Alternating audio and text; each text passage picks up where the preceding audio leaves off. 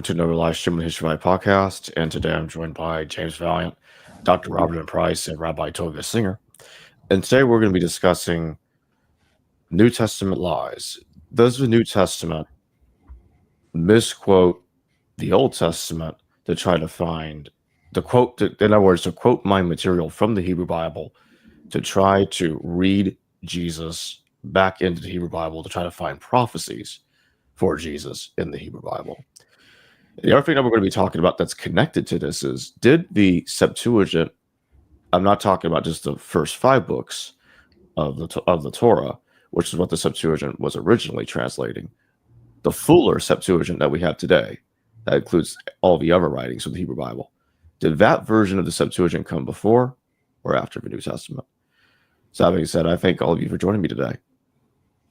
Great to be here. Mm-hmm. Yeah, I thought as we began that the issue was which of the panelists looks the oldest and most decrepit, and since I'm the obvious winner, that'd be short work. You win in that. You look great, Bob. You look great. Yeah. Let me just be on the record for saying that you are looking wonderful as always. Of course, that's what they say to Ramses II in his mummified form. Still spry. Right. So, yeah. I figured I'd start us off by, well, let's look at the Septuagint. So did the Septuagint that we know come before or after the New Testament? A lot of people assume that it came before the New Testament, and that the reason why that the text citing the Hebrew Bible, like we see in the Gospels or even Paul's letters, looks closer to the Septuagint because they are working from the Septuagint. But is that really the case? I'll just begin because there's an elephant in the room, and that is, as it turns out, the Hebrew Bible was translated numerous times, both prior to the advent of Christianity and following it. Jerome, in his introduction to the Book of Chronicles, writes about the tremendous variant translations in the Greek language. And the problem is they all called themselves a Septuagint. So as an analogy, we're familiar with the most famous English translation of the Bible, the King James, that was published in 1611.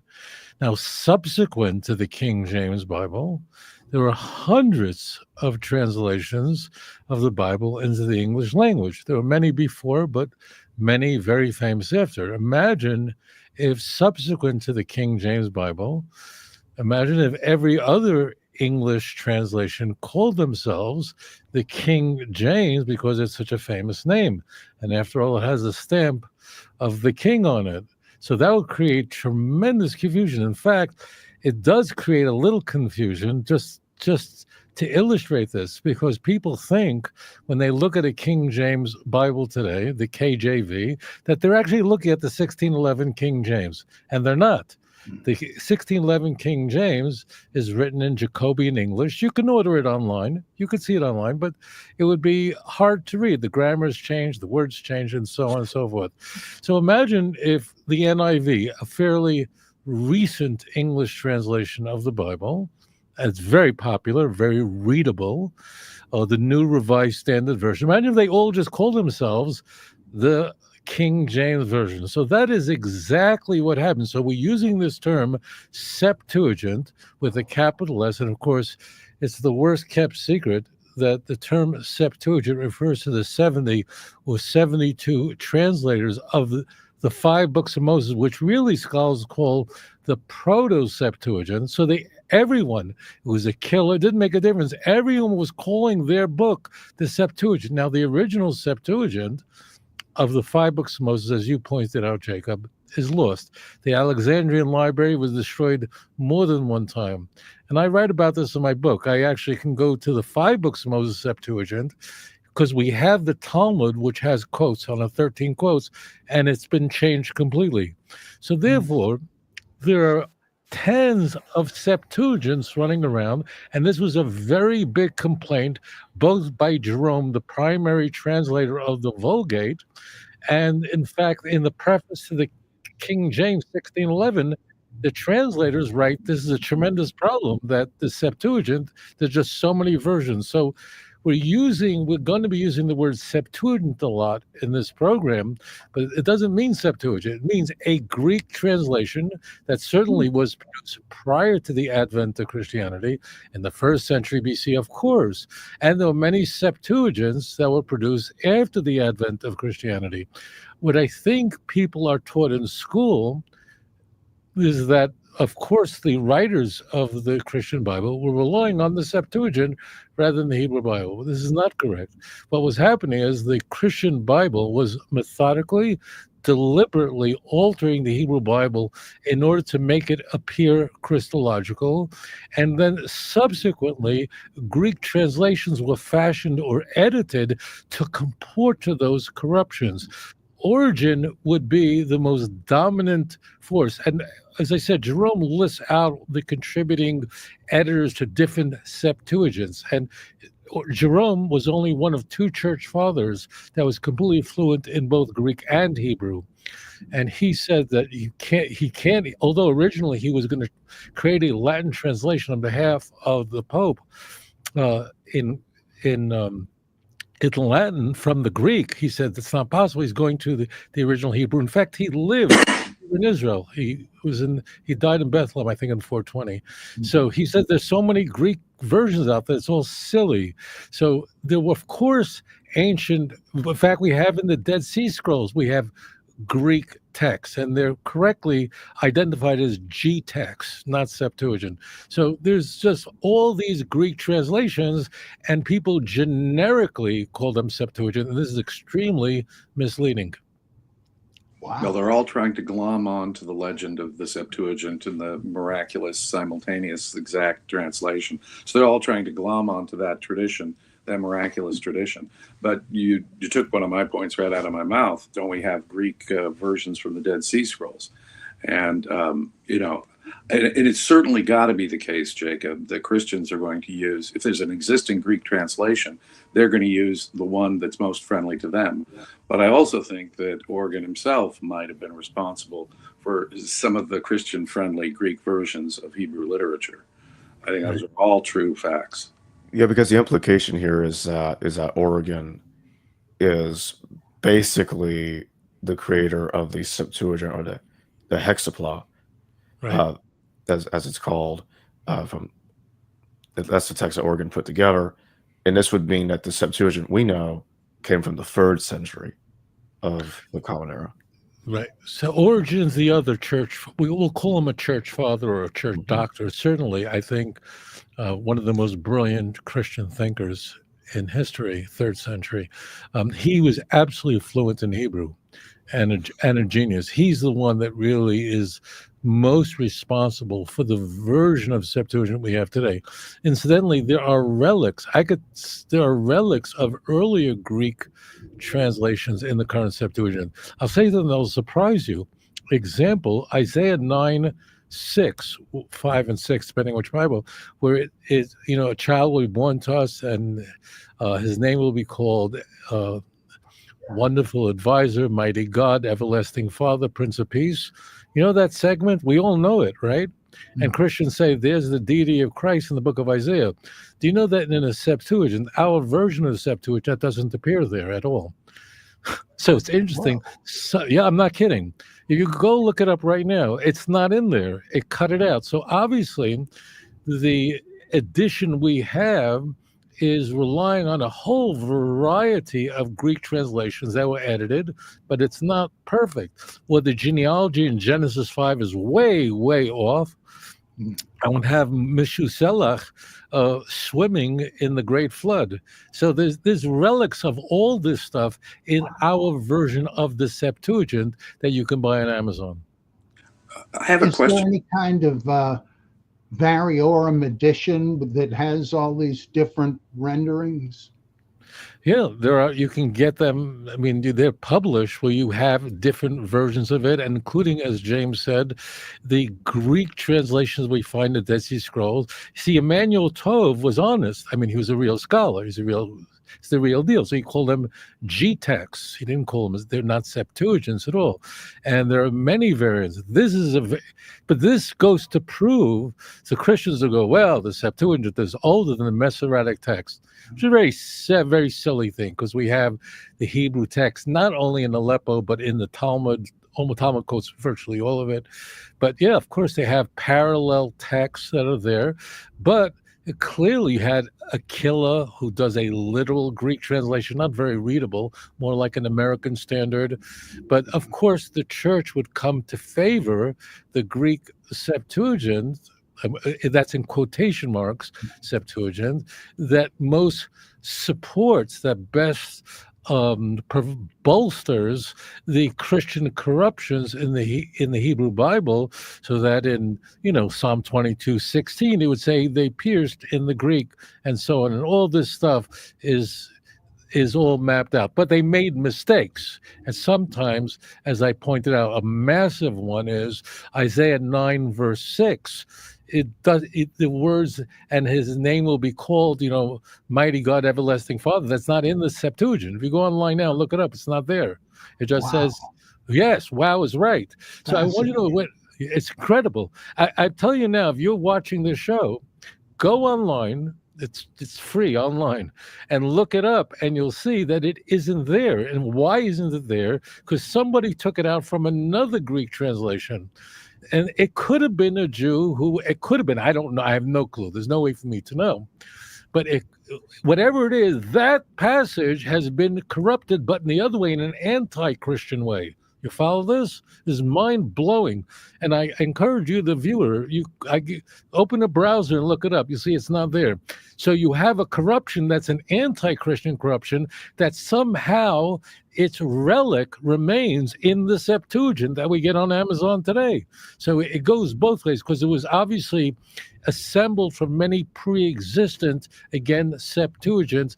And this is, again, generic when we're using this term Septuagint.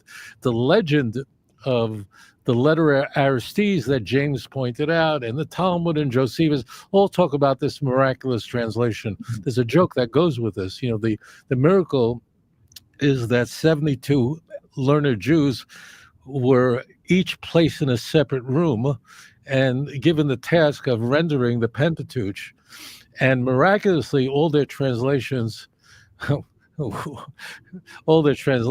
identical. But the joke is that if you put them all in the same room, it would be mind-blowing that they would produce one that was the same. But as it turns out, it's really, so it's a hodgepodge of corruption. Some of them, as I say, Genesis 6, we have the genealogy of Adam, very famous. The numbers are way, way off. So, Origen didn't sift through this carefully enough. I have a question for both Bob and the Rabbi. What about Paul's use? Can we distinguish between Paul's use of Hebrew literature in a Greek translation and or in Hebrew? Can we parse that out so that we know that Paul, as early as Paul, Christians were using, at least in part, a Greek version, and especially non-Torah Hebrew literature in a Greek version? Or can we figure that out? I don't mean to jump in here, but in the time that Paul was writing his letters in the 50s, who in Corinth was literate, let alone had access to a Hebrew Bible?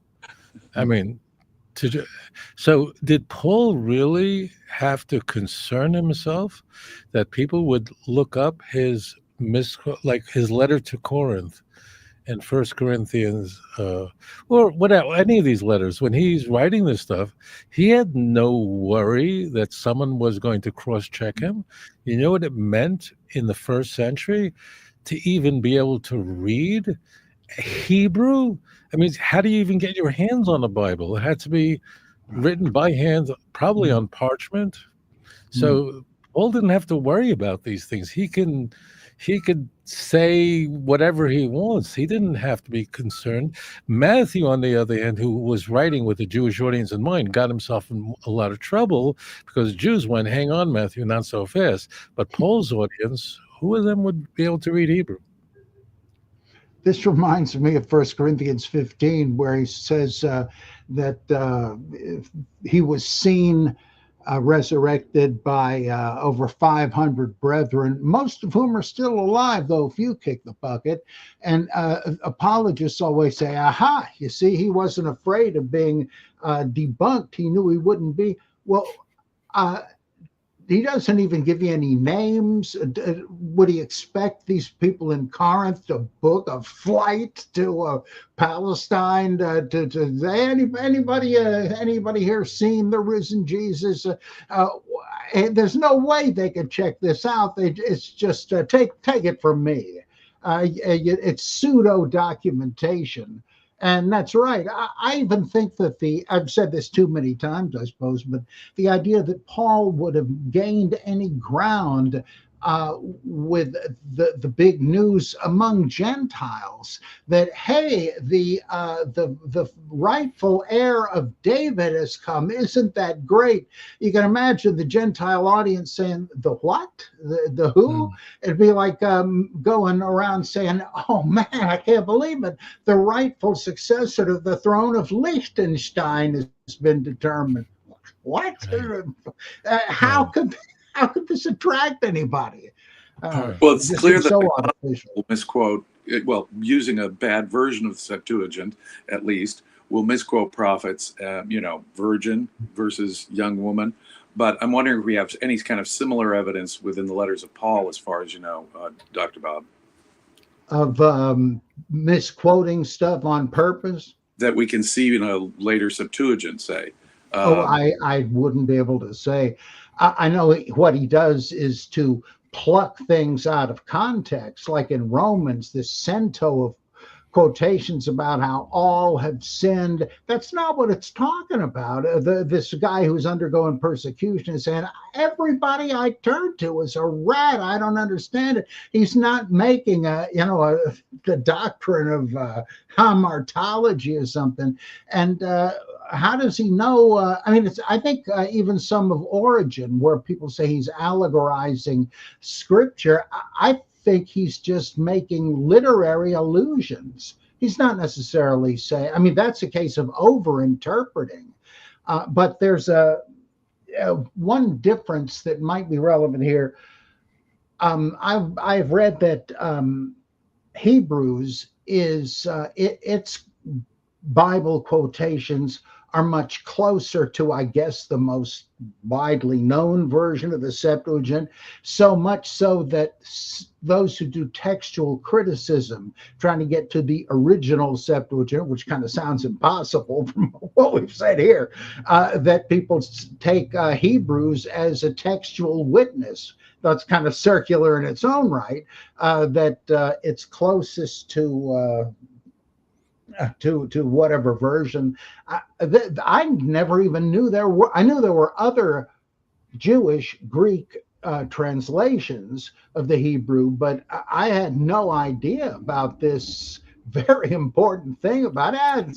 Just call them all the Septuagint. That really is mind-blowing to me. Fascinating. Right. I can easily think of an example from the book of Hebrews, which is backed up by the Septuagint. So it's very famous, Hebrews chapter 10. Here, the author is advancing the notion that the entire animal sacrificial system was only a shadow of Christ's body. After all, how could the blood of bulls and goats atone for sin? And then this author, who the church came to believe was Paul, quotes, and I use that word in quotation marks, quotes Psalm 40, verse 6, where it says in Hebrews 10:5, sacrifices and offering thou does not want, but a body you have prepared for me. A body you have prepared for me. Burnt offerings, sin offerings, you have not required. So that's what the reading in Hebrews 10, 5, and 6. And again, the context is very important, that really the whole sacrificial system is really a shadow of Christ. And that's very Pauline. I mean, there's no one here who has a doubt that no one here thinks that Paul actually authored the book of Hebrews, but Hebrews is Pauline. So, and that idea of a shadow. But if we go back to Psalm chapter 40, verse 6 through 8, it doesn't say that in the original Hebrew. It says, sacrifice and offering you didn't desire, but oznayim karisoli, my ears you have opened for me, burnt offering and sin offerings you have not required. Oznayim means ears. And to answer your question, here's a perfect example. Now go to the Septuagint. What do you think the Septuagint going to do? What do you think Origen did?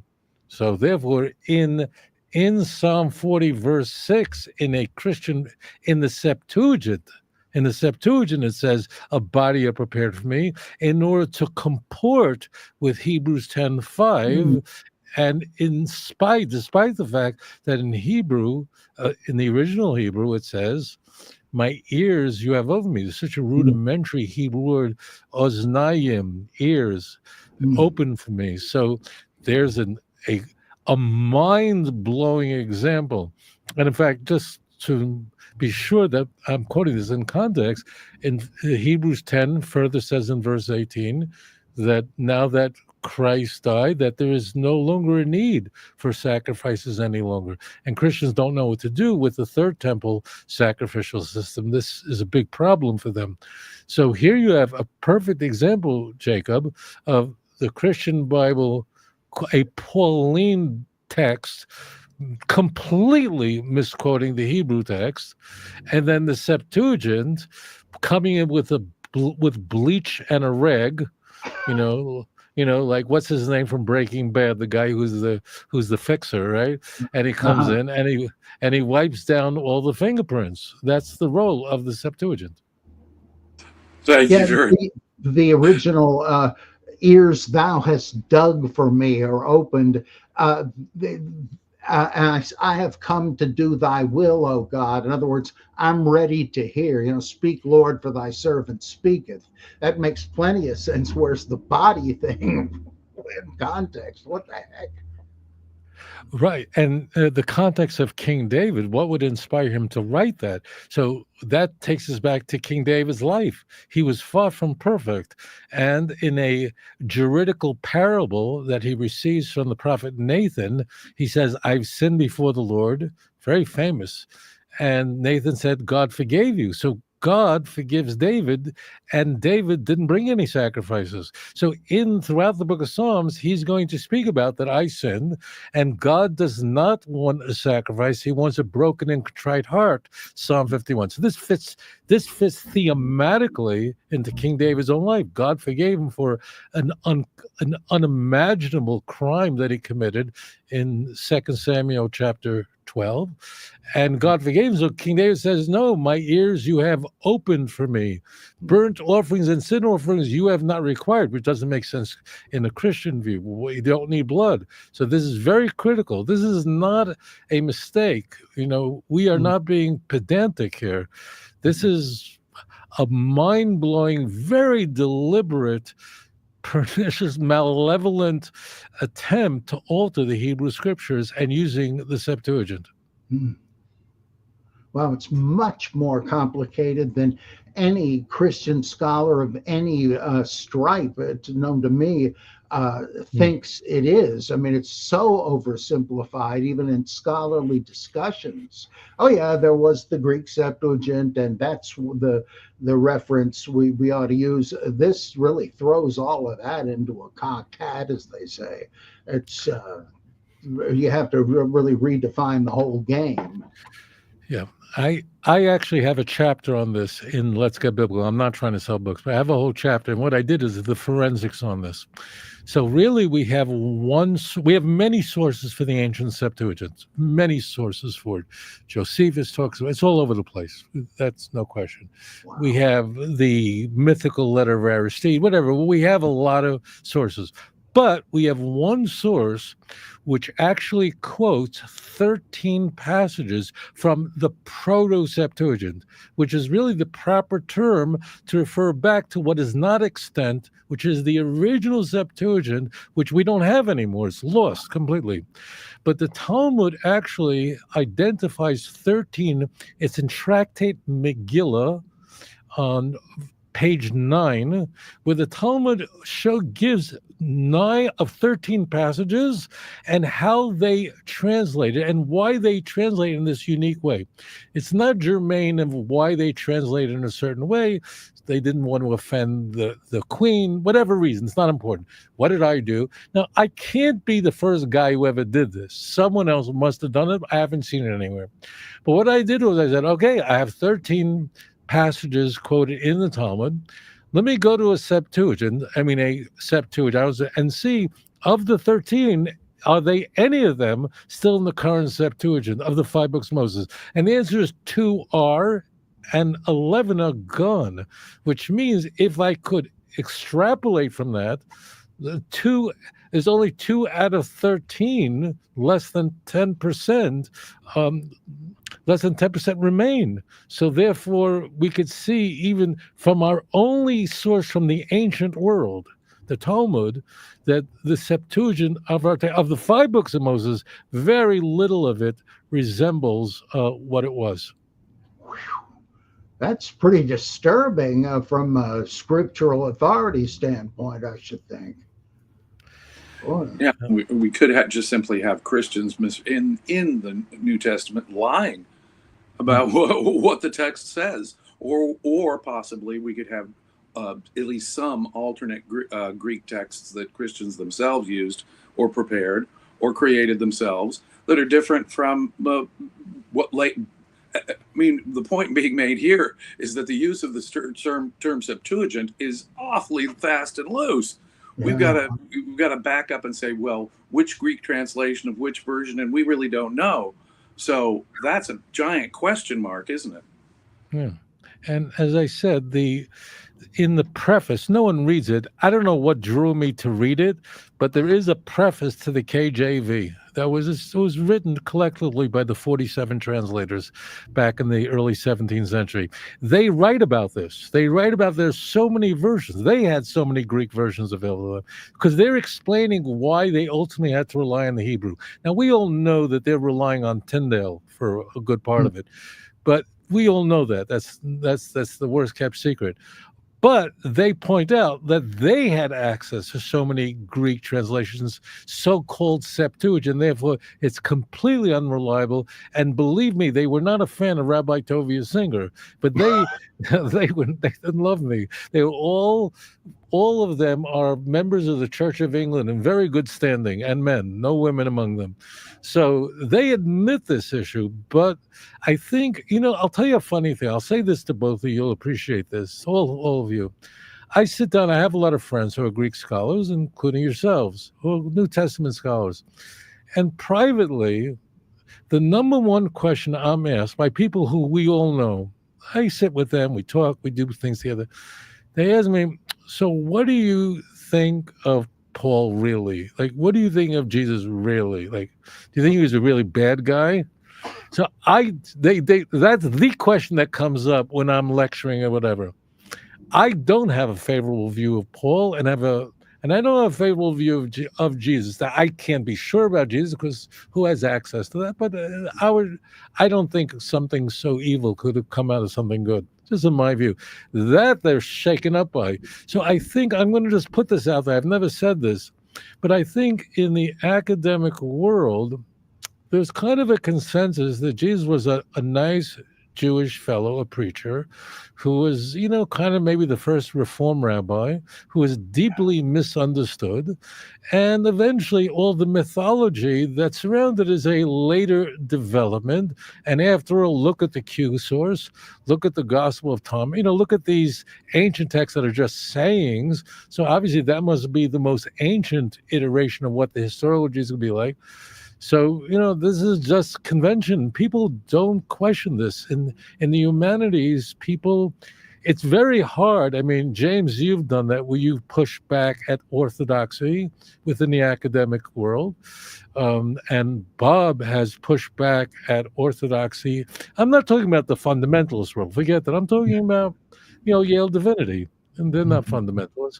So both of you scholars have both pushed back at the orthodoxy because this is the humanities and things swing in very different directions and they change generationally. Like today, everyone's defending that the original Josephus, some relic of Testimonium Flavium, it was written by Josephus, right? But 50 years ago, it was the reverse. 50 years ago, 75% of scholars thought that it was a complete invention, and 25%. So this is the humanities, and like a pendulum, it swings every 50 years. There's just views change. Well, one thing I do know is that Paul will turn Hebrews, whatever version of Hebrew scriptures he's using, he will, for his own purposes, take it out of context, turn it upside down on its head to make his own point. So Paul's misuse, and obviously the agenda behind his misuse of Hebrew scriptures is apparent to me, whatever version Paul was using of Hebrew scriptures. That's just too clear, and too many times he does that.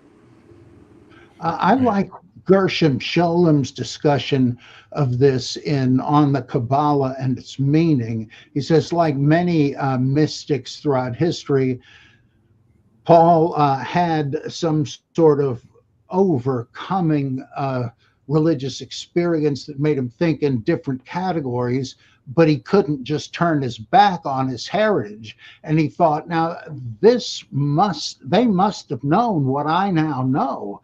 And in light of this, I see different things in scripture. And that isn't necessarily manipulation consciously, as if he were actually trying to take things out of context to cheat somebody or mislead them, but he just couldn't help seeing it in a different way. And I've known many, many people, as I'm sure we all have, who cannot help using the Bible as a mirror. And as an old friend of mine once said in seminary, it's like, it's not the Bible said it, I believe it, that settles it. Rather, it's I said it, the Bible believes it, that settles it. And it becomes a ventriloquist dummy. And they're not lying, they're just overtaken by their experience. Their own perspective. I mean, scholars since Albert Schweitzer have been saying that people will create Jesus in their own image. Right?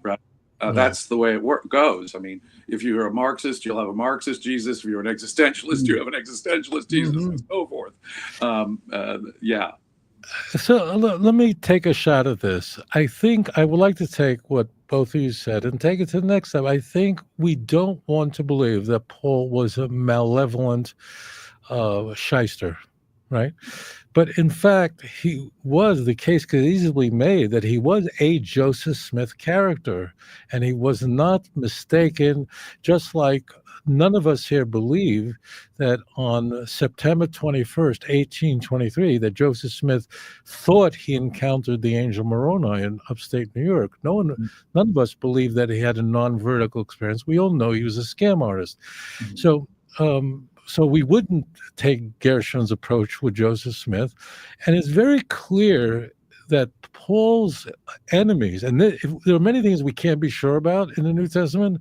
One thing to be very clear, everyone hated him. We know that because in the Christian Bible. That means that means the most rigorous criteria is that of embarrassment. We all know that, right? Mm-hmm. So there's no way that Paul, who couldn't get along with Barnabas, which he should have. Barnabas, after all, introduced him to Jerusalem church.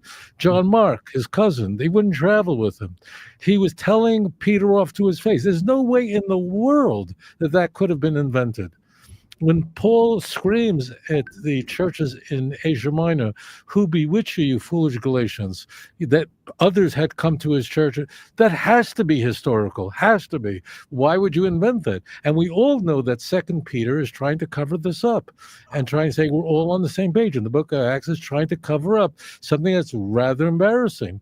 So the case is, it's a very easy case to be made that Paul was in fact a Joseph Smith of figure who was a complete scam artist. And the reason we could say this with certainty is that his errors are not errors of mistakes or misapprehension, or he's using some as an example what I think is a mistake. I just want easy example, Matthew 23 verse 35, where the author, there's a Q source, that the Jews are responsible for the innocent blood of Abel to all the way to Zechariah, the son of Berechiah. Okay, so as it turns out, that's a mistake. It's the wrong Zechariah. The guy who's murdered was a different fellow. But there's no theological reason why Matthew would have made that mistake. And in fact, Luke corrects that. It just says Zechariah in Luke, but leaves out the son of Berechiah. It's very clear it's just a mistake. Or the 75 souls went down to Egypt in Acts 7. So that's examples of somebody made a mistake. But when Paul says that in Romans chapter 11, verse 26, that a Redeemer will come to Zion and he will turn the hearts of Jacob back to God, that's a complete corruption, and it's thoroughly Pauline. That means you have to always ask the question, is there incentive here? Well, with Paul, nobody can repent. In Paul's view, everyone's a sinner, and no one could acquire salvation through his own acts, because he just told us in Romans chapter 3 that no one wants the truth, misquoting Psalm chapter 14. So therefore, it means how can we know then? How can we know if something is nefarious or not? Well, it's very easy. When Paul in Romans 11:26 misquotes Isaiah 59 verse 20 in order to comport with Pauline theology, because the text says that the Redeemer that a Redeemer will come to Zion to those who repent. So they're repenting, but in Paul's view, you can't repent and bring about your own salvation.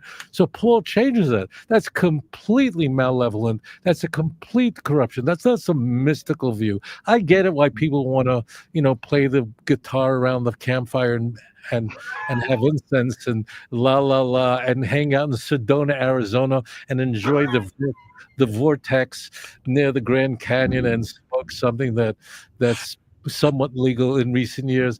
Go ahead, do that if you want to. But if you go back to the text, you could see the fingerprints are all over the place. And to prove this point, everybody hated Paul because the New Testament admits it. There's no reason why something so embarrassing would ever be in a text unless it was historical. And just one other point, you see that Paul couldn't stand hypocrisy and lying, and that's exactly what he charges Peter with in Galatians when he says in Antioch, he told Peter that he's a hypocrite to his face. Why did it bother Paul so much?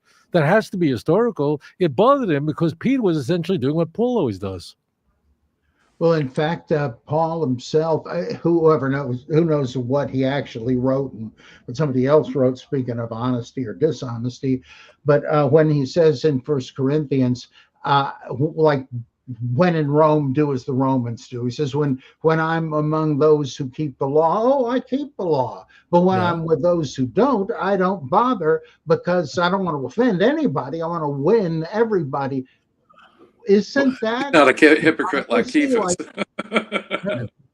But that's exactly what he charged Peter with. He said to the Jew, come to the Jew. That's exactly what he's doing. Right. So it's so obvious that we are looking at a Joseph Smith character. I get it why it's this, in a liberal Episcopalian St. John the Divine in Manhattan, they want to find a way around it. Go ahead, knock yourself out. But it's not consistent with the text. The text is that Paul was very much a Joseph Smith character. So back to Jacob's point, if Paul seems to be misquoting Hebrew literature, we don't know whether he's relying on some Greek version or not, or just making it up himself, or whoever is writing whichever particular Pauline letter. And then just another point to make the Joseph Smith comparison. In, of course, the first part of Galatians, Paul makes a big deal about saying, what I'm teaching you, I got from my own vision. And, I hate to be a skeptic, but when someone tells me I've had my own personal revelation, and this is where I'm getting the doctrine I'm teaching you, it is very Joseph Smith-like. And I think our suspicion hackles should be up, if you get that point. Now, if someone screams constantly, I'm not a liar. Believe me, I'm not lying. I'm not lying. Believe me. I was circumcised in the 8th day. Really, you have a great memory. Come on. Why does that come up? In what CV does it? I just want to say one other thing. So I'm in Israel right now. I happen to be in a bomb shelter, just because that's where the studio is, not because I'm, but just as a point, if you went into a synagogue in Israel, anywhere, I mean, unless it was like for people who are American visitors, it's all Hebrew. That means, could you only imagine that a rabbi in Israel is using an English translation? It would be inconceivable. So the only thing that you would recognize if you don't read any Hebrew at all is the page number in Israel. So if you're a Tana, if you're a student of Gamaliel, I mean, if you're anything in that world, I mean, you're in the contributing author to the Mishnah, in what universe are you using a Greek translation? And he's saying, I'm not just a Pharisee, I was the smartest kid in the class. Really? Why are you using a Greek translation? That's insane. The Greek translations were produced for a Hellenized Jewish community, not for a Pharisaic community that's steeped in the law and was more zealous for law than all of my peers. Philippians 3, Galatians 1 and 2. It's completely silly that he would be using a Greek. Why would he use a Greek translation? I really like Chaim Maccabee's book, Paul and Hellenism. And he says, wait a minute, all the stuff about him studying under Gamaliel and so on, he doesn't handle, assuming Paul wrote it, and Maccabee was pretty conservative on things like that. He said, Paul's handling of scripture is not like the rabbis, it's more like the Gnostics. And it does seem to me it's more like that. Plus, obvious mystery religion rub-offs. It just doesn't seem like what you would expect at all. If you look up the word mystery in a concordance, and I'm not doing it right now, you basically will only find that term in Paul's letters. It's very unique to Paul. And Paul very frequently advanced the idea that this is the entire salvation plan of God is a complete mystery. And the only way you can know it is because I have a unique special revelation. And he says in 1 Corinthians 2, 7 and 8, he said that this mystery is only known to me. And he said, if the generation that crucified the Lord of glory had known this mystery, they would have never killed him.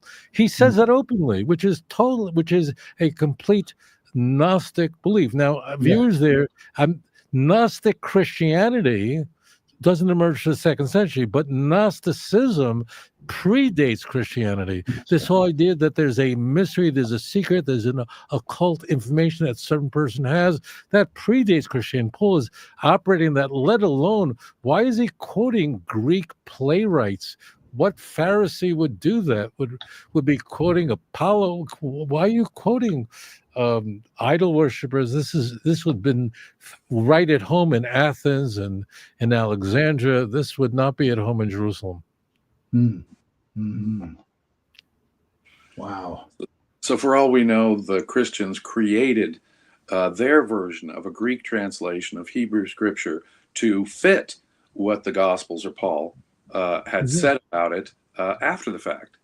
Right. And they can get away with it. And it's for this reason we all know that there are thousands of Christian schools in the United States where you are, and no Christian child is taught Hebrew.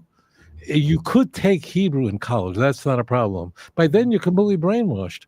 Why? Is asked the question, why wasn't it important to the church to teach Hebrew to Christian children? After all, Christians believe that the Hebrew language is holy.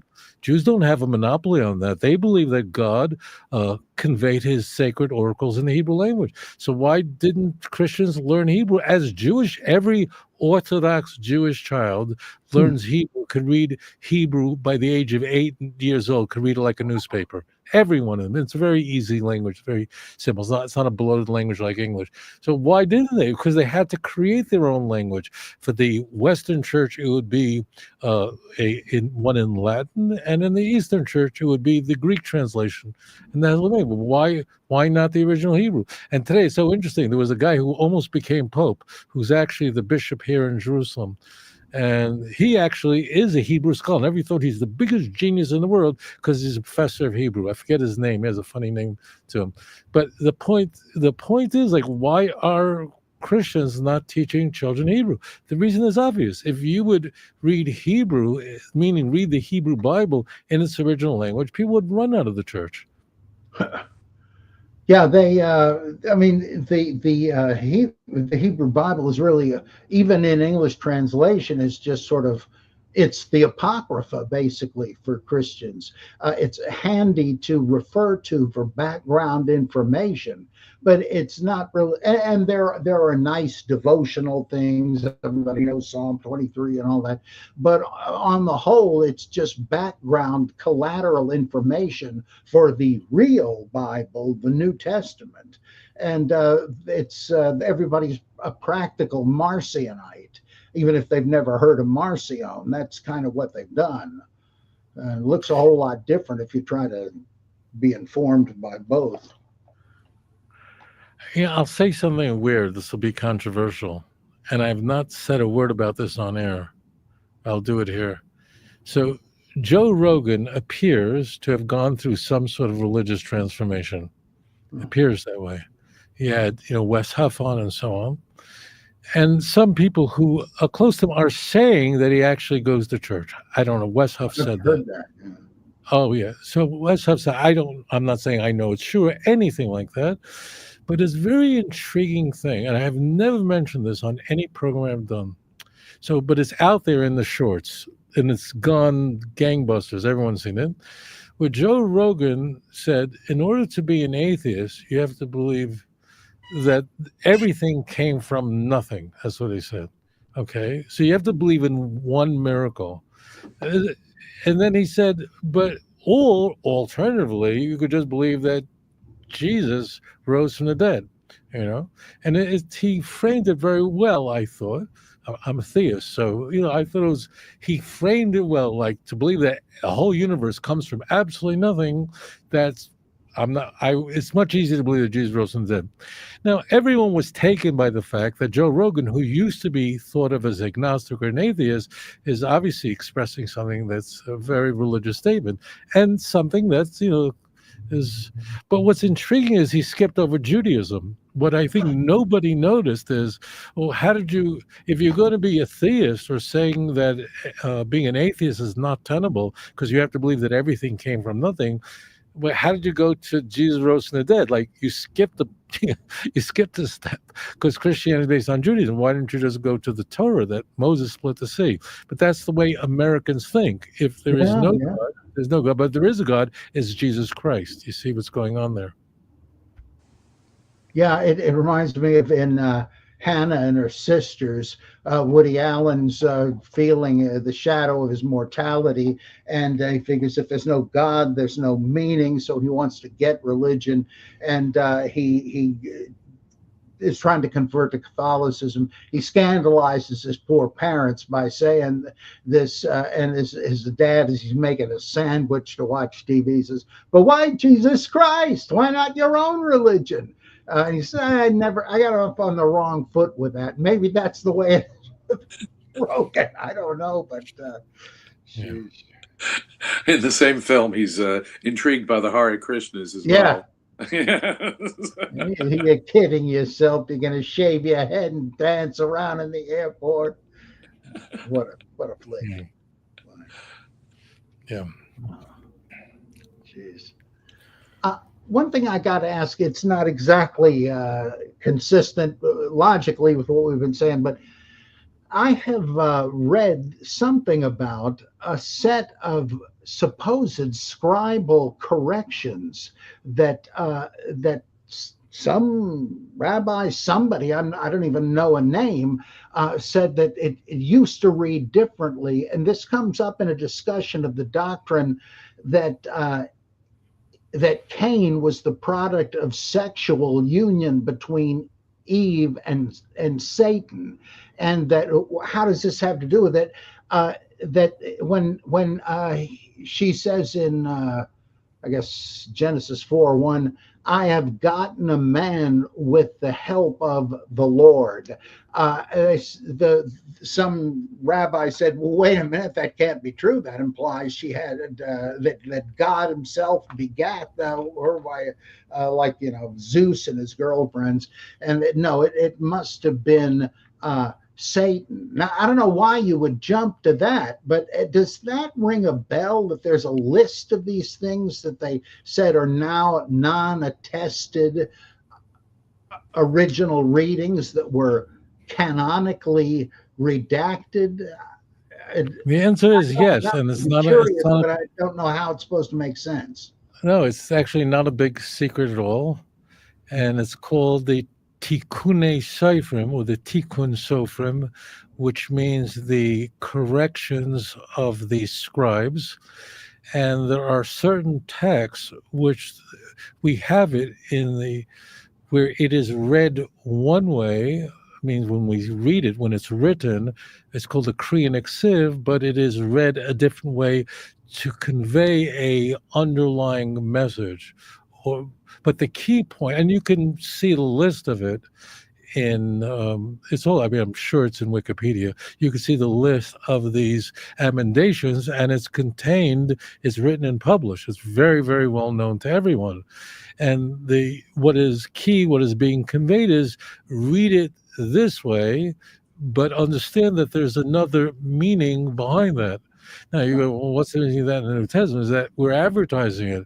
And that is, for example, in the case of Hezekiah, that to him will be given the glory, but it won't be, because ultimately Hezekiah made a mistake in his life, as we see in chapter 38 and 39 of Isaiah, in that Moses' own grandson was set up, the Pesel Micha, the idols, that caused many. So they put the name, instead of Moshe, Menashe. So, but that's advertised. That means everyone could see it. There's nothing hidden. They weren't corrupting the text. They're just saying, here's something that you read it this way, but understand this is what its meaning is really. And that's called a Kri and Eksiv. And there are quite a number of them all over Tanakh. There's nothing hidden about that. Oh, just to me, I guess, in my ignorance. Yeah, I got to look that up. Fascinating. Yeah. Wow. Yeah. One other thing, I somehow in the discussions of Jehovah's Witnesses, somebody said, I wish I could track this down, that that there are some copies of some Greek version of the Bible in which in which they actually transliterate the Tetragrammaton, that they don't substitute Adonai or Elohim for it, but that it's the Greek equivalent to the four letters. Does that ring a bell? I don't know what they're talking about. But I think the witnesses are saying, you see, this shows that... You're talking about in the Greek? I'm probably getting this wrong, because it has something to do with how they have Jehovah in the Gospels when it has Lord. It's unclear to me, which is why I ask. I don't know what they're exactly saying, but it sounds interesting. No, I'm not aware of anywhere in the Christian Bible where you have a you're saying a transliteration of the what's called the Shem HaMefarish, the Tetragrammaton. I'm not aware of that. Yeah, I don't, just a fragment I've picked up somewhere. I'll have to look more into it. Sheesh.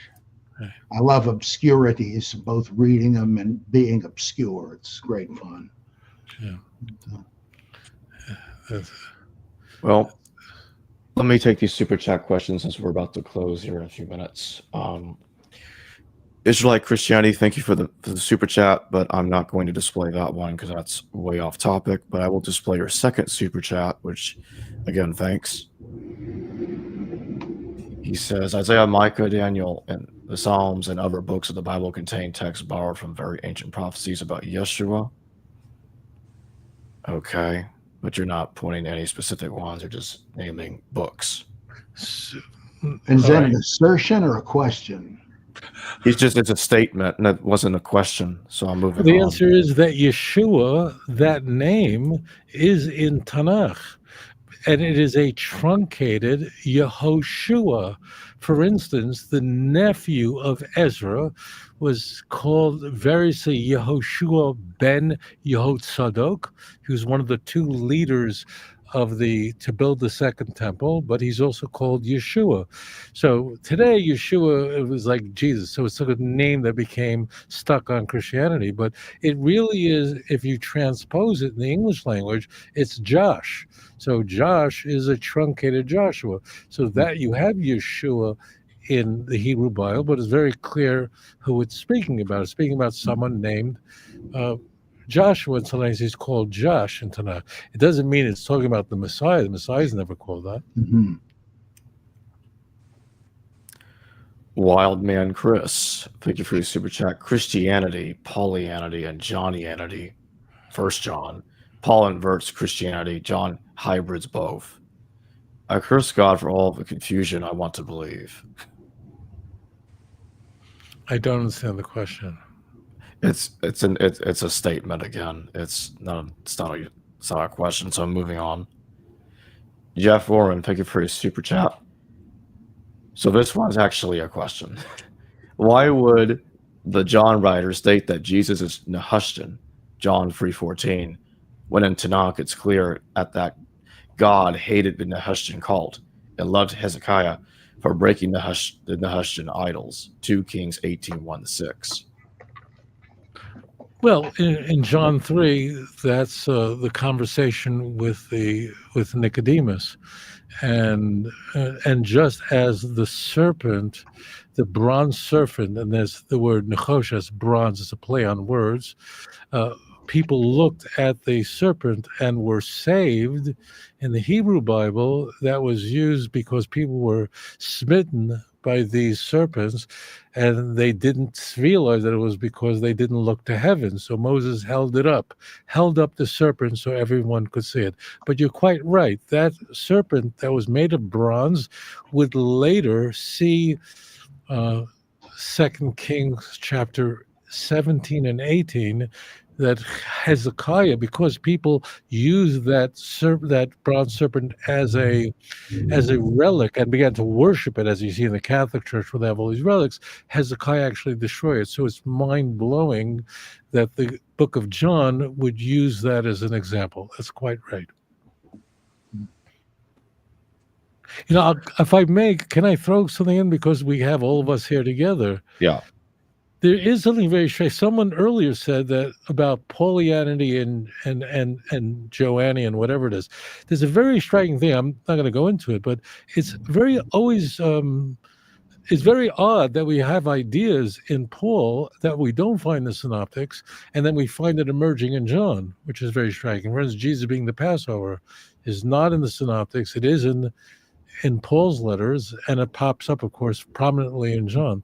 Or that Jesus was more divine, so we have it in the Carmen Christi of Philippians 2:6-11, and then we have as an example, the prologue of John. So there is an intersection where we don't expect it. Essentially, the earliest surviving literature of the New Testament, letters of Paul, and perhaps the last surviving, certainly the last gospel, there is somehow the Joannian community is reaching back to Paul in a way the Synoptics didn't. So that is actually an intriguing topic, I think. I'd bounce it off the two of you, three of you. Yeah, it seems to me we underestimate the inevitable diversity of early Christianity because we still see living remnants of it a little later with Ebionites and Docetists and so forth. I think that you have analogous differences of opinion among the New Testament writers. And they exist side by side in the canon simply because by the time they formulated the canon, they had sort of learned to do as modern Christians do, to harmonize them. Oh yeah, Matthew must have known what John believed, but he just didn't happen to have occasion to say it. But we can be pretty sure that he did. Well, that's just reading. That's eisegesis, not exegesis.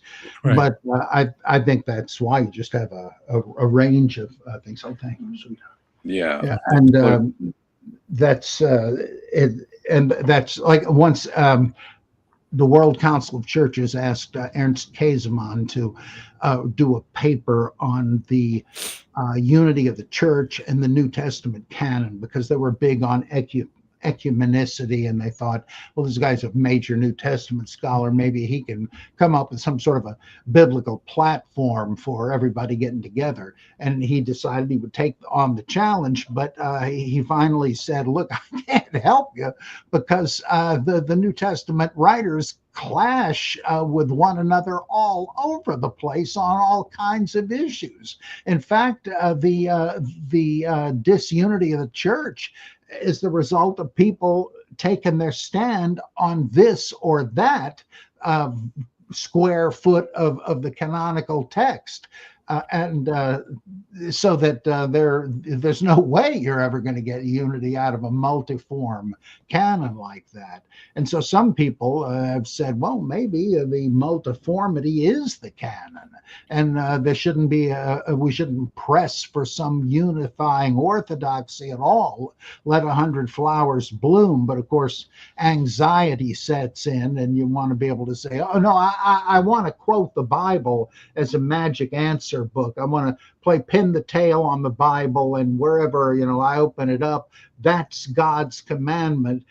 But they know they won't be able to do that if simple presence in the Bible is not enough to force you to obey or believe it. And it's not enough if you've got competing views. Like liberal Christians tend to say, oh, Paul and James, they don't agree. Well, maybe we can learn something from both of them. That's not traditional biblical authority. No, I simply want to know what they said, and I will absorb it like a sponge. But it's not that simple. The more seriously you take the Bible, the more difficult it is to use it the way people want to. Sorry. That's absolutely true. You see this desire. There's obviously a multiplicity of Christianities early on, and they do their best, in my view, to harmonize.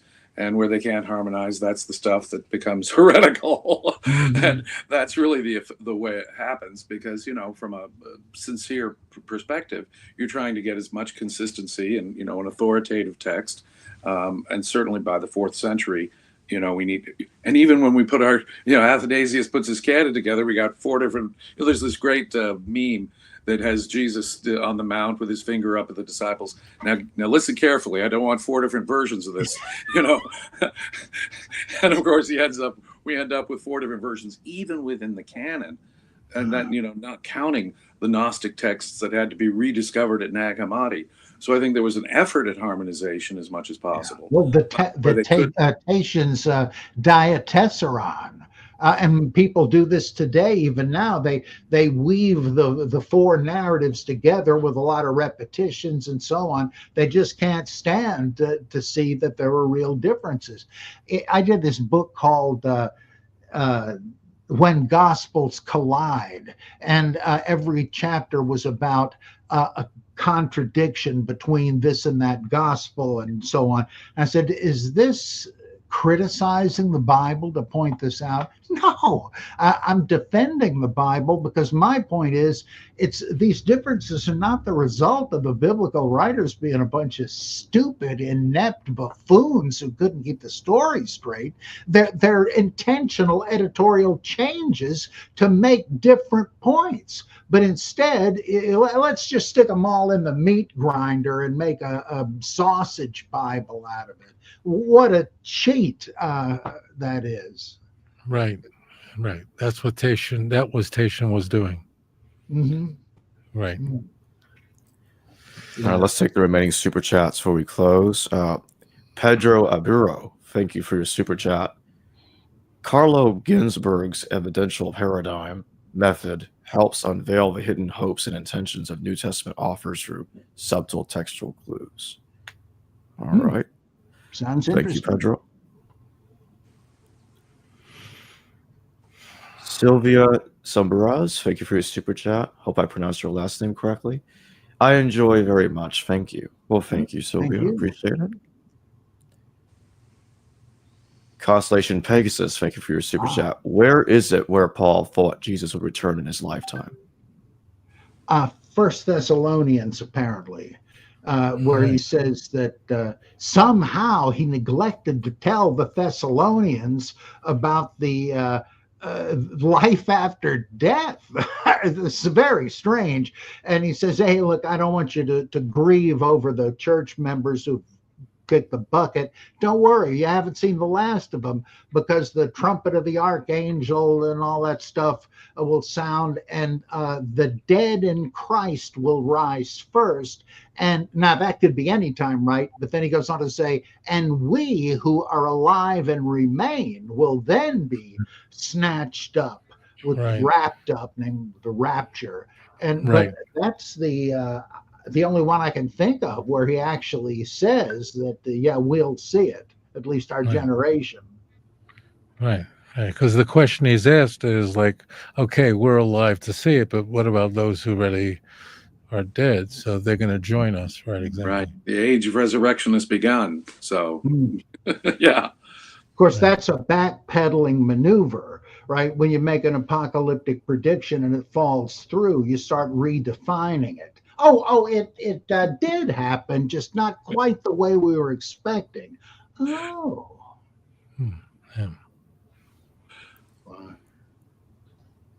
Myth Vision Podcast. Derek, thank you very much for your super chat. There are several awesome people on this panel. Remember, only the real Messiah says he isn't the Messiah. Love you all. Love you, Derek. Thank you, man. Love you too, my brother. Yeah. But that's a great scripture, the script for Monty Python's Life of Brian. So much wisdom in there. Indeed. He's not the Messiah. He's a very naughty boy.